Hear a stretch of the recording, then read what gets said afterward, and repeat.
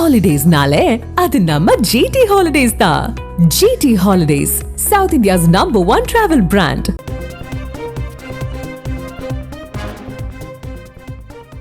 மதுரை கள்ளழகர் கோவில் நிதியில் கடைகள் கட்ட தடை விதிக்கப்பட்டிருக்கிறது. மேலும் விவரங்களை எமது செய்தியாளர் மாரிசாமி வழங்க கேட்கலாம்.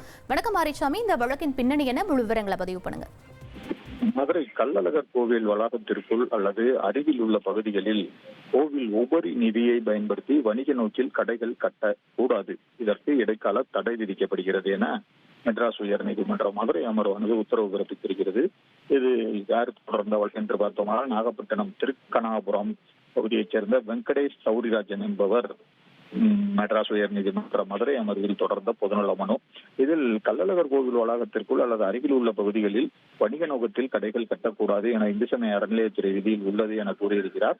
எனவே அந்த வளாகத்திற்குள் கடை கட்டுமானங்களுக்கு தடை விதிக்க வேண்டும் என கேட்டிருந்தார். இந்த மனுவானது நீதிபதிகள் SM சுப்பிரமணியன், முருகன் அமர்வில் வந்த பொழுதுதான் அரசு தரப்பில் மதுரையிலிருந்து வெகு தொலைவில் அழகர் கோவில் இருக்கிறது, எனவே கோவிலுக்கு வரும் பக்தர்கள் நலன் கருதி கழிப்பறைகள், ஓய்வறைகள் மற்றும் கடைகள் கட்டப்பட்டு வருகிறது என தெரிவித்தார்.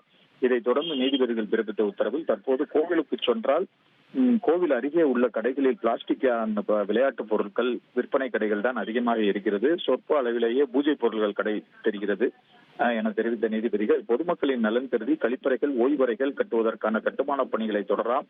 ஆனால் அதே நேரத்தில் கோவில் நிதியில் வணிக நோக்கில் கடைகள் கட்டுவதற்கு இடைக்கால தடை விதிக்கப்படுகிறது. விவரங்களுக்கு நன்றி மாரிசாமி. Holidays-nale, அது நம்ம GT Holidays தான்.